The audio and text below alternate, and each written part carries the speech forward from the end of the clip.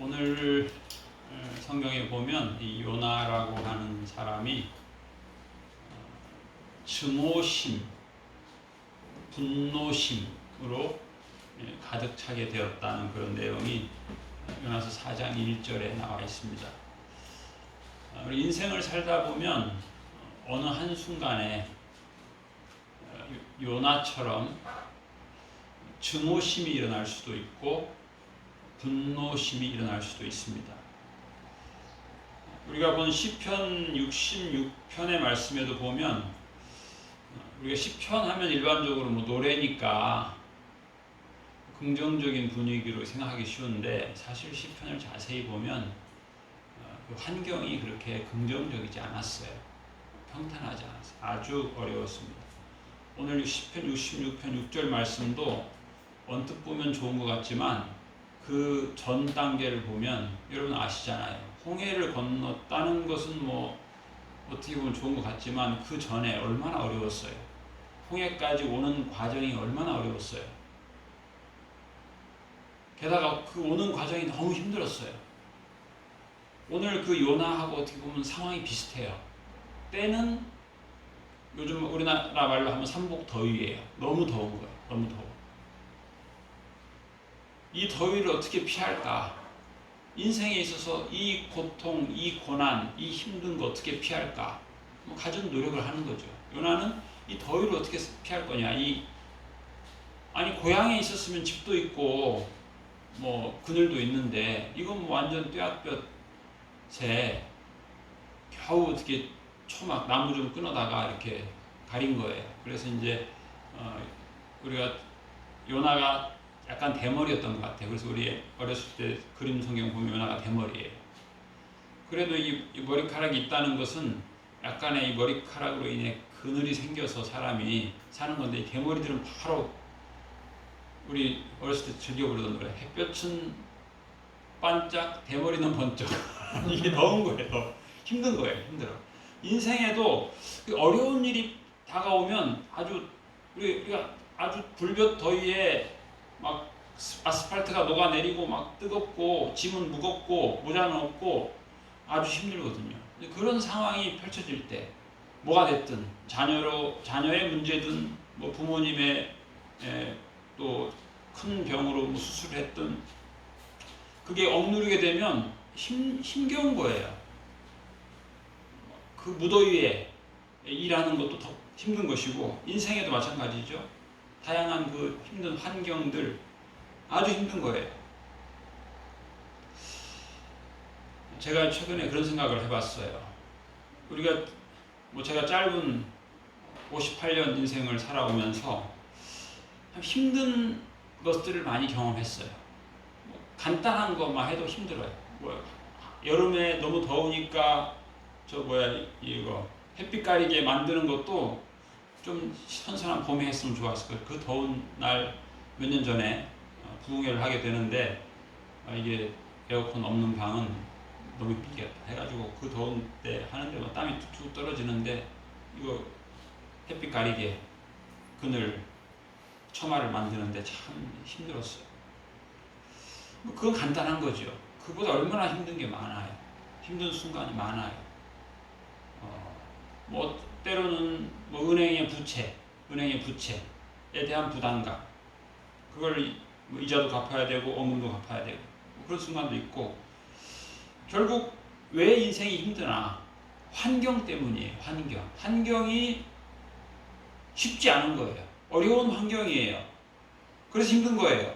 그런데 또 지나놓고 보니까 이게 다 환경 탓인가? 내 플랜, 내 계획대로 안 돌아가기 때문이에요. 내 욕구대로 안 되기 때문이에요. 내 욕망대로 안 되기 때문이에요. 내 가치관이 충족이 안 되는 거예요. 내 확신이 있는데 이대로 안 되는 거예요. 하나님께서는 나에게 이렇게 도와주셔야 되는데 하나님께서 다르게 도와주시니까 힘든 거예요. 기분 나쁜 거예요. 결국 무엇이 나를 힘들게 하나? 하나님이 나를 힘들게 하는 것 같은 느낌이 많이 들었었는데 지나놓고 보면 내 욕구가 나를 힘들게 한 거예요. 내 욕망이 나를 힘들게 하는 거예요. 내 플랜, 내 계획이 있는데 하나님이 내 계획을 잘 안 밀어주니까 힘든 거예요. 내 계획이 나를 힘들게 한 거예요. 내 가치관이 나를 힘들게 한 거예요. 내 확신이 나를 힘들게 한 거예요. 내 확신은, 나의 신앙적 확신은 이건데 하나님이 내 신앙적 확신과 다르게 역사를 하니까 힘든 거예요. 하나님 탓이냐 내 탓이냐? 누구 탓이에요?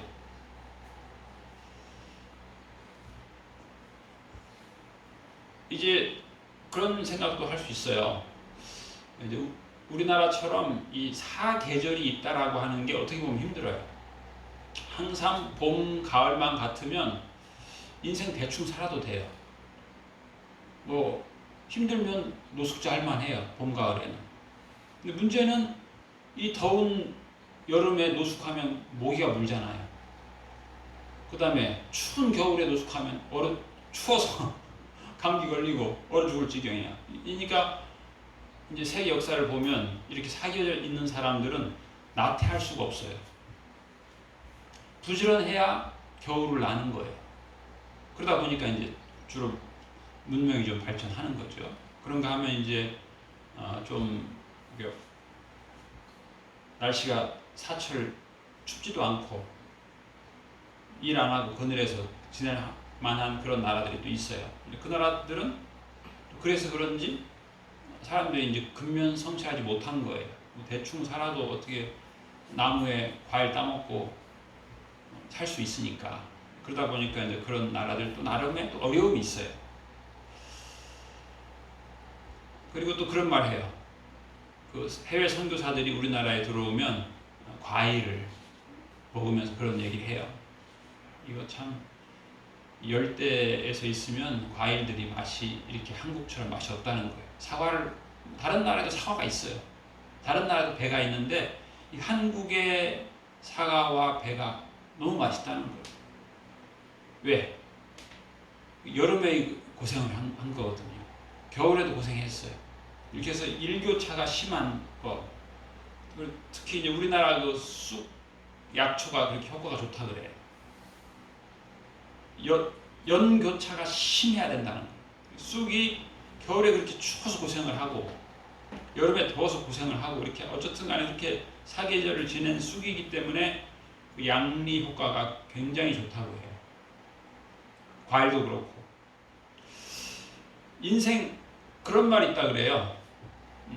딸을 부잣집 장남한테 시집 보내면 평생 고생한다. 그런 말이 있대요. 잘은 모르겠는데 얼핏 생각하면 아니 부잣집의 장남이면은 뭐 부모님이 뭐 유산도 주고 괜찮을 것 같은데 살아보면 그게 아니라는 거예요. 부잣집 장남은 할아버지 할머니가 애지중지 오냐 필요한 대로 공급해주고 그래서 자립 능력이 떨어진다는 거예요. 그리고 타인 배려 능력이 떨어진다는 거예요. 그래서 거기 시집가면 그 부인은 고생한다. 그런 말이 있다는 거죠. 그 아프리카에 그 유명한 만델라 대통령이라고 있었어요. 이 사람 감옥 생활을 27년 했어요.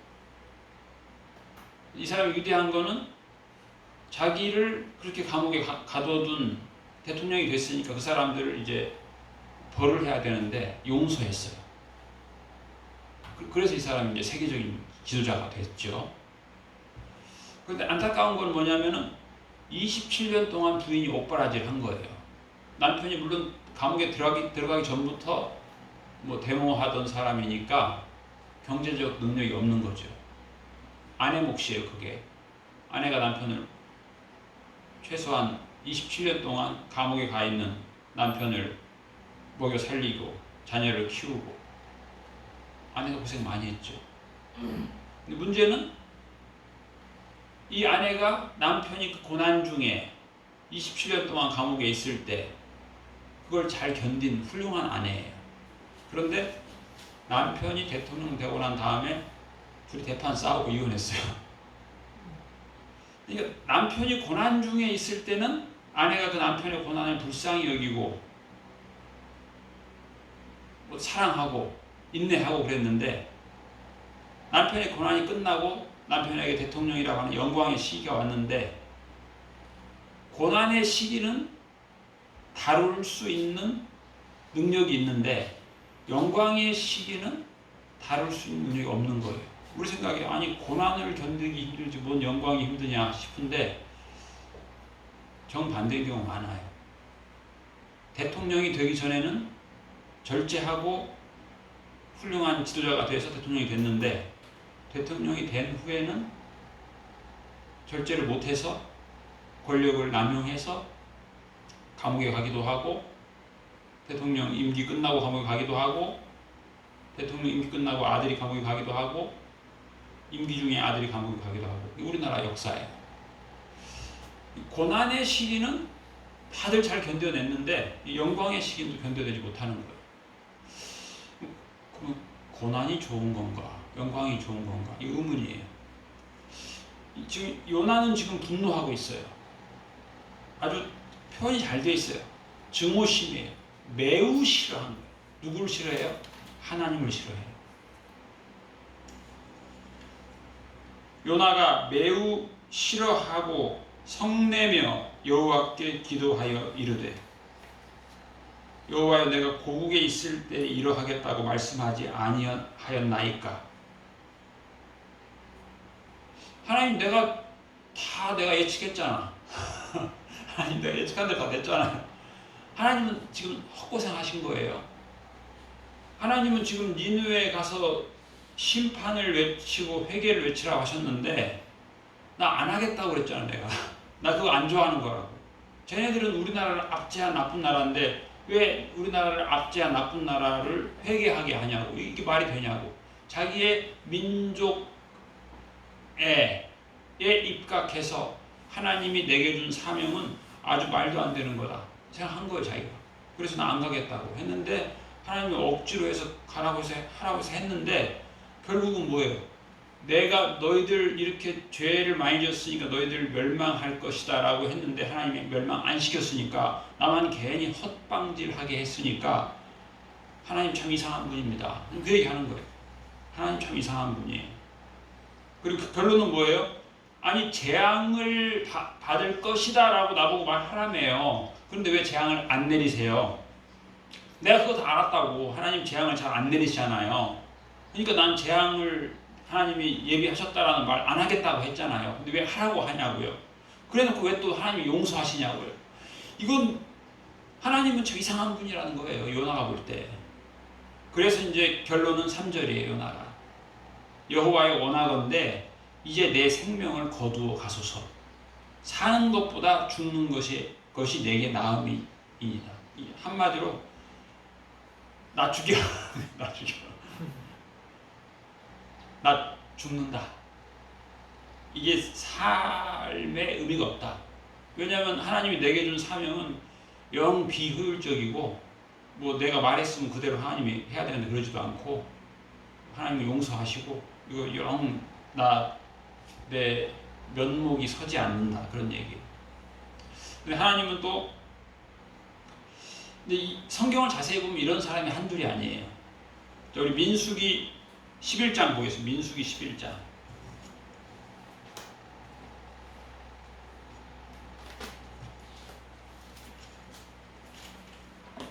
민수기 11장 11절.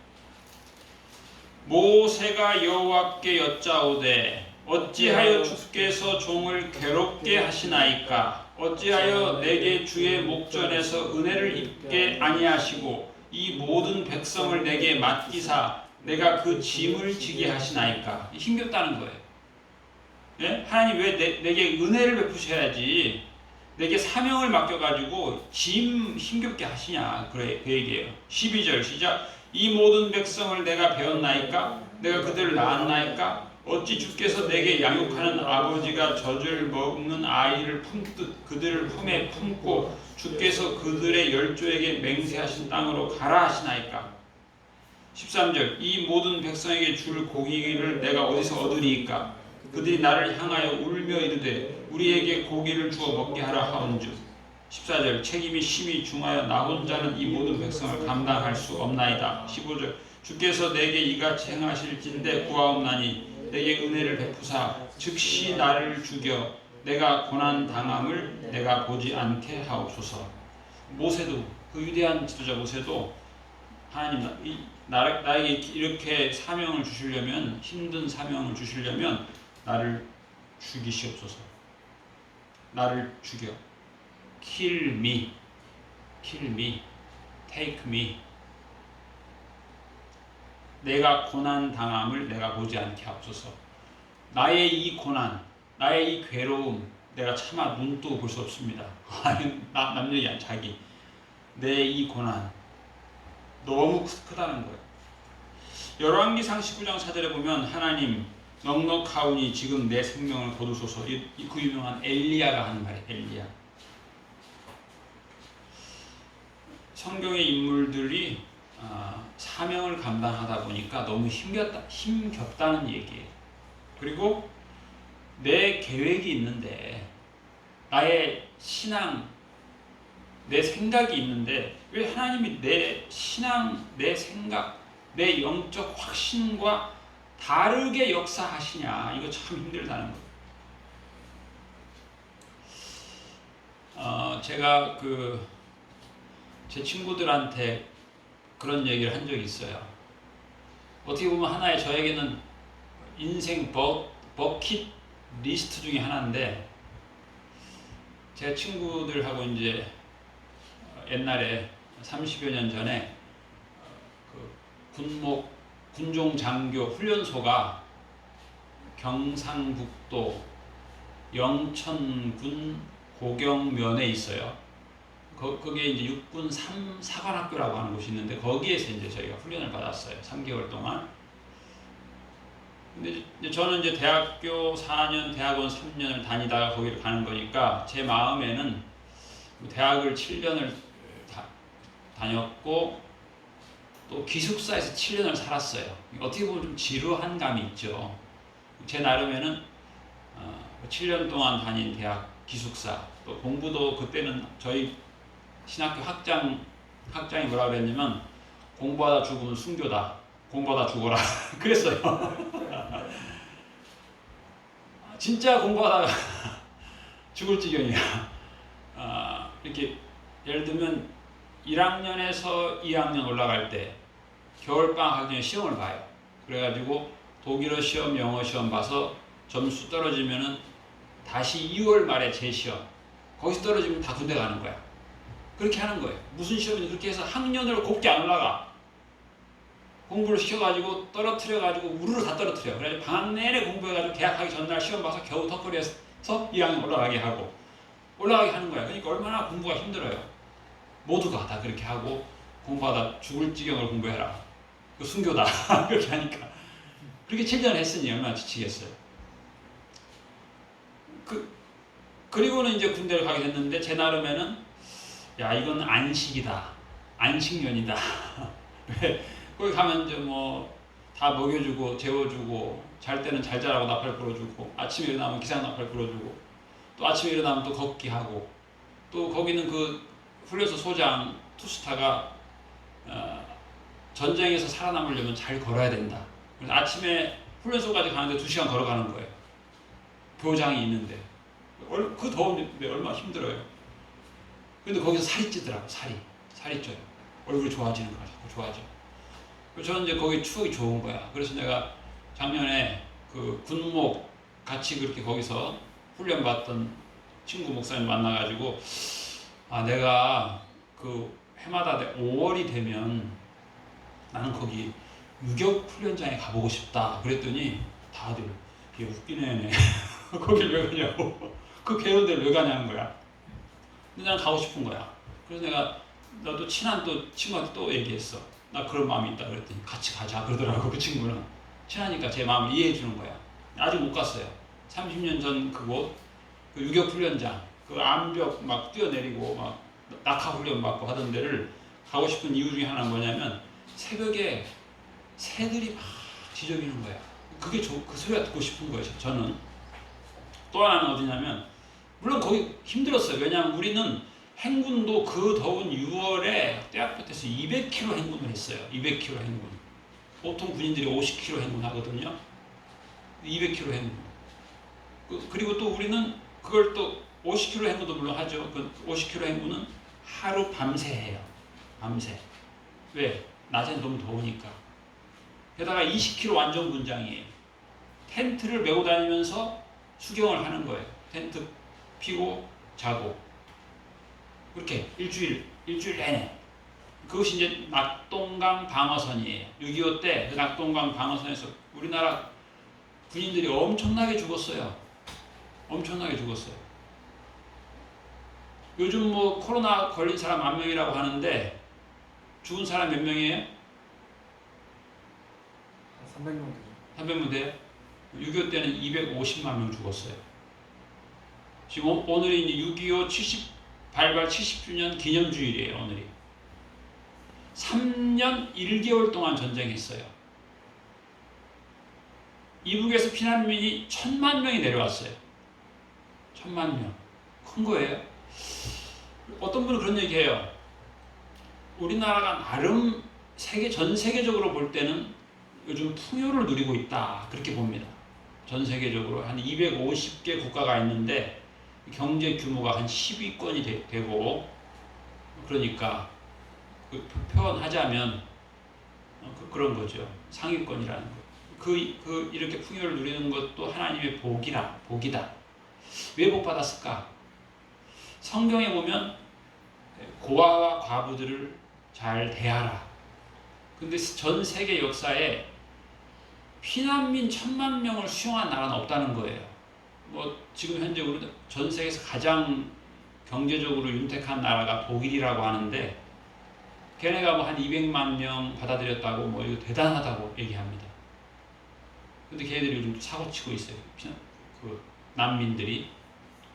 그 어려운 시대에 요즘처럼 부유한 시대가 아니에요. 1953년도는 1,000만 명을 수용한 거예요. 민족의 이름으로 수용해서 그 피난민들이 굉장히 근면성실해가지고 지금 우리나라 각계각층에 활약하고 있는 분 중에 그 피난민의 후손들이 참 많아요.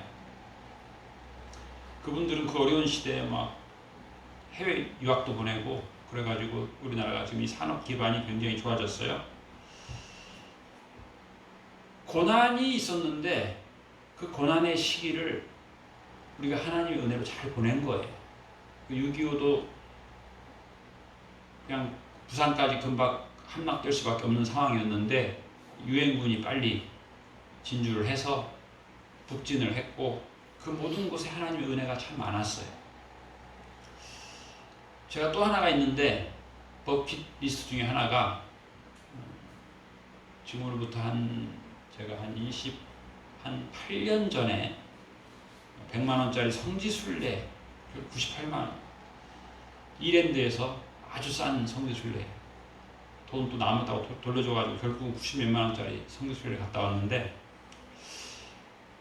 다시 한번 갈 기회가 있다면 어느 곳에 가고 싶냐? 뭐 그때 뭐 이집트도 갔었고 일주일짜리인데 뭐 예루살렘도 갔었고 여러 군데 갔었는데 다시 한번 간다면 딱 한 군데 가고 싶은 곳이 어디냐면 광야예요. 광야는 참 괴로운 곳입니다. 우리나라는 뭐 여름이 와도 이렇게 기본적인 습도가 있는데 광야는 습도가 너무 희박해서 제 경험으로 계속 목이 타요. 물을 마셔도 목이 타요. 그런데 왜 거기 가고 싶냐? 그 광야는 암흑이죠. 그야말로 풀도 제대로 자라기 힘든 곳인데 밤에 그 별이 얼마나 빛나는지 그 감격이 있어서 그래요. 그 별을 보고 싶은 거예요. 저는 왜 별이 빛날까? 너무 칠흑같이 어둡기 때문이에요. 그리고 사람이 없어요. 적막하고 고독하고 그런 곳이 광야예요. 그런데 왜 하나님은 그 광야로 이스라엘 백성이 40년을 살게 하셨을까? 이게 또 어떻게 보면 의문이고 어떻게 보면 괴로운 거예요. 우리가 본 시편 66편 내용이 그 내용이에요. 광야에 40년을 걷는데 참 어떻게 보면 고독하고 힘든 거예요. 환경이 너무 어려운 거예요. 왜 그랬을까? 아니, 하나님이 사람을 사랑하시면 푸른 초장, 잔잔한 시냇물가로 평지로 평탄하게 인도하셔야지. 왜 이렇게 골짜기 길을 걷게 하시고 무더운 기후 조건인 광야를 걷게 하시고. 근데 성경에 보면은 광야를 걷게 하시는데 하나님의 뜻이 있어요. 그건 이제 훈련이에요. 오늘 우리가 시편 66편에 보면은 계속해서 반복적으로 나오는 단어가 뭐냐면 하나님이 단련한다. 단련. 훈련한다는 게 훈련. 물론 이제 어떤 사람은 그러죠. 아이, 더운데 뭔 훈련이냐. 더운데 뭔 단련이냐. 인생 뭐 힘든데 뭔 단련이냐. 생각할 수 있는데 훈련된 강화된 근육이 필요한 거예요. 훈련된 근육이 필요한 거예요. 인생에 있어서 그 훈련 잘 받은 사람이 부모 노릇도 잘하고 그런 거죠. 훈련 안 받은 사람은 그냥 오냐 온실 속에서만 계속 키운 아들은 나중에 부모가 돼서도 부모 노릇하기 힘들고 효성스러운 자녀가 되기도 힘들고 고난이 필요하다는 거예요. 고난이 필요해요. 요셉은 어떻게 보면 참 고난의 대명사예요. 근데 성경에서 어떻게 보면 가장 멋있는 사람이 또 요셉이에요. 형들의 미움을 받았어요. 요셉이 그런 말 하죠. 형들이 나중에 요셉이 애굽의 총리 대신이 된 이후에 형들이 그래요. 이제 떨어요. 우리가 저 요셉을 노예로 팔아가지고 이제 우린 죽었다 생각할 때 요셉이 그러죠. 나를 여기로 보내신 분은 형님이 아닙니다. 하나님께서 많은 생명을 구원하시려고 나를 여기에 보냈습니다. 육체의 눈으로 볼 때는 파는 거예요. 그래서 영어로는 그걸 sold라고 sold, 팔았다. 그런데 요셉은 그게 아니에요. send. 하나님이 보낸 거다. 보냈다라고 하는 의미가 중요해요. 성경에서는. 이게 이제 사명자예요. 사명자. 우리가 사도라는 말이 성경에 있는데 아포스톨로스라고 하는 뜻이 보냄받은 자 그 뜻이에요. 그러니까 요셉 인생은 누가 봐도 고난의 인생이에요. 형들이 미워했죠. 노예로 팔았죠. 말도 안 통하는 곳에 가서 노예로 살았죠. 감옥에 갔죠. 이런 고난이 어디 있어요. 그런데 요셉은 하나님이 내게 사명을 주셔서 보내신 거라는 거예요. 당신이 나를 팔은 게 아니고 하나님이 당신을 사용해서 나를 보냈다는 거예요. 이 고난에 사명이 있는 것을 요셉은 아는 거죠. 결국 예수님은 그랬어요.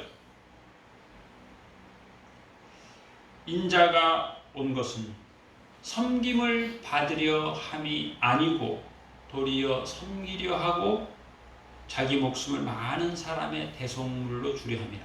인자가 온 것은. 욥기를 보면 이런 표현이 있어요. 근데 사실 욥기를 저도 사실 안 좋아했어요. 욥기. 고난이 너무 심해. 욥이 그런 말 했어요. 인생은 고난을 위하여 났나니. 자기 인생의 사명이 뭐야? 고난이라는 거예요. 아니, 인생이 목표가 편히 사는 거고 잘 사는 거고 행복하게 사는 거지 뭔 인생이 목표가 고난이야? 이거 좀 부담스러운 말씀이에요. 그래서 성경 어떤 말씀은 정독을 하는데 욥기는 정독하기가 부담스러워. 빨리빨리. 그런데 어떤 사람은 이 욥기를 너무 사랑하는 거예요. 욥기. 그래서 제가 아는 그 선교사님, 사모님은 욥기를 보면서 예수님을 본다는 거예요. 욥기를 한 절 보면서 거기서 예수님을 본다는 거예요. 왜 예수님 말씀하셨잖아요. 오늘 마가복음 10장 45절에 인자가 온 것은 내가 왜 왔냐? 섬김을 받으려 함이 아니고 도리어 섬기려 하고 자기 목숨을 많은 사람을 위한 대속물로 주기 위해 왔다. 이게 뭐예요? 어떻게 보면 욥의 고백과 아주 상통하는 것. 예수님의 이 말씀을 우리가 감사함을 받는데 왜 욥의 말에 대해서는 좀 부담이 된다는 거죠.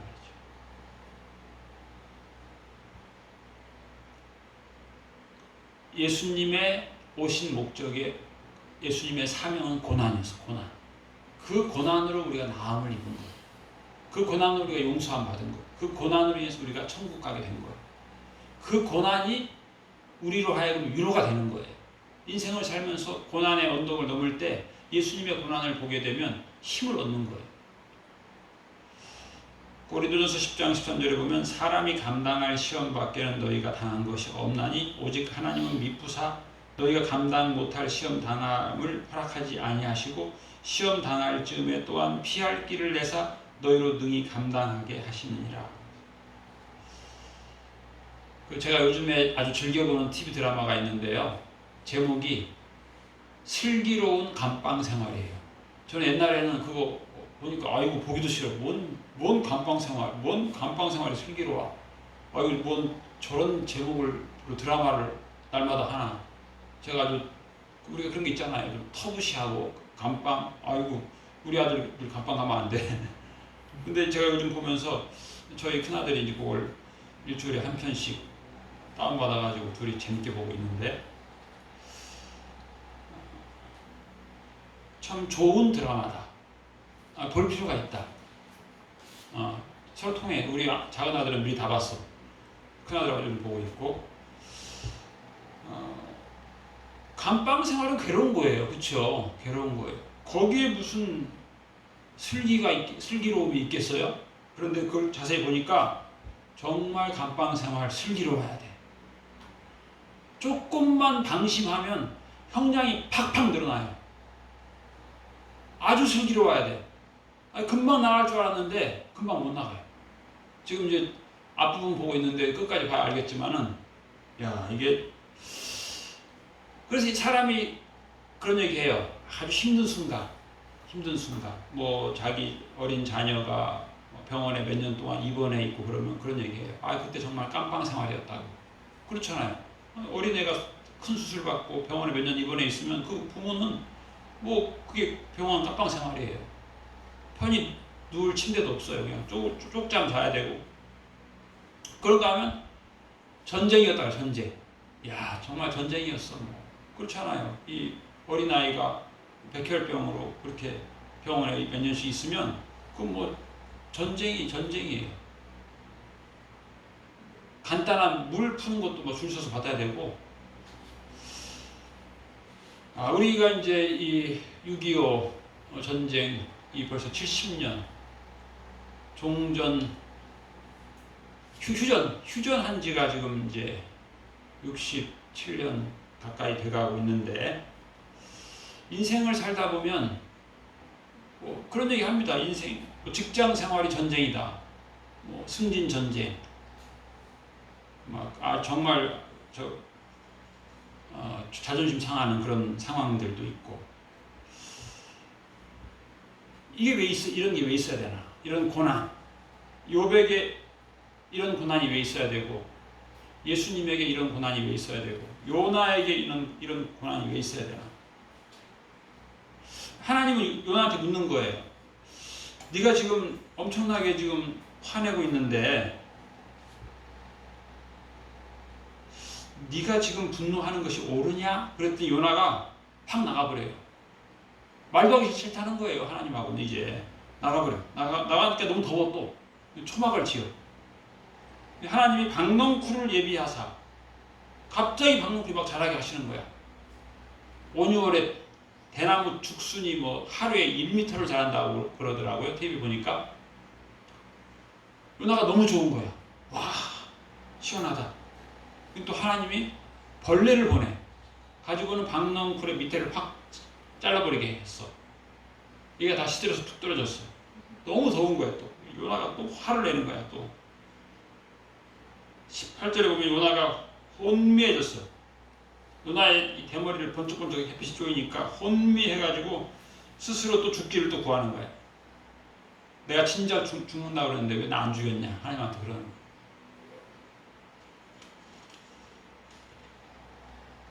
그랬더니 하나님이 그래 9절에 하나님이 요나에게 이르시되 내가 이 박농쿨로 말미암아 성내는 것이 어찌 옳으냐. 계속 하나님 묻는 거예요. 너 자꾸 지금 분노하는데 너의 분노가 지금 옳으냐. 요나는 하나님의 역사가 틀리다는 거예요. 나의 분노는 옳다는 거예요. 그랬더니 요나가 대답하여 내가 성내다가 죽기까지 할지라도 옳으니이다. 정말 성내다가 죽은 사람이 있어요. 제가 그 얘기 들었어요. 성내다가 팍 죽었어요. 근데 요나는 자기의 이렇게 성내다가 죽는 이게 맞다는 거예요. 요나는. 근데 하나님이 그러셨어요. 여호와께서 이르시되 내가 수고도 아니하였고 재배도 아니하였고 하룻밤에 났다가 하룻밤에 말라버린 이 박농쿨을 아꼈거든. 하물며 이 큰 성읍 니느웨에는 좌우를 분별하지 못하는 자가 12만 명이요 가축도 많이 있나니 내가 어찌 아끼지 아니하겠느냐 하시니라. 하나님의 아끼심이 있다는 거예요. 내가 볼 때는 하나님이 잘못하신 거라고 생각하고 요나처럼 흥분할 수 있는데 그 속에도 하나님의 아끼심이 있어요. 불쌍히 여기심이 있고 세심함이 있고 내가 볼 때는 다 잘못된 것 같은데 하나님은 다 거기에 유익함이 있다는 거예요. 우리나라 말에 그런 게 있죠. 좋은 약은 쓰다. 쓴 것은 다 약이다. 그런 말이 있어요. 인생에 쓰라린 순간이 얼마나 많겠어요. 근데 그게 약이라는 거예요. 약. 고난이 약이다. 고난 당한 것이 내게 유익이라. 이로 말미암아 내가 주의 율례들을 배우게 되었나이다. 고난 당하기 전에는 내가 그릇 행하였더니 이제는 주의 말씀을 지키나이다. 하나님의 감춰진 축복이 다 있다는 것입니다. 하나님의 축복이 있습니다. 인생 살다가 힘든 순간 많이 있는데 거기에 유익이 있다. 욥의 고백처럼 그러나 내가 가는 길을 그가 아시나니 그가 나를 단련하신 후에 내가 정금같이 되리라. 정금같이 나아오리라. 이 놀라운 축복을 누리는 우리 모두가 되시기를 축복합니다. 기도하겠습니다. 하나님 아버지, 민족의 역사 가운데 일제시대의 그 고통스러운 순간도 있었고 6.25의 전쟁의 그 험악한 괴로운 순간이 있었지만 또 이제는 코로나로 인해서 고통받는 시간들을 저희들이 보내고 있지만 요나처럼 우리가 또한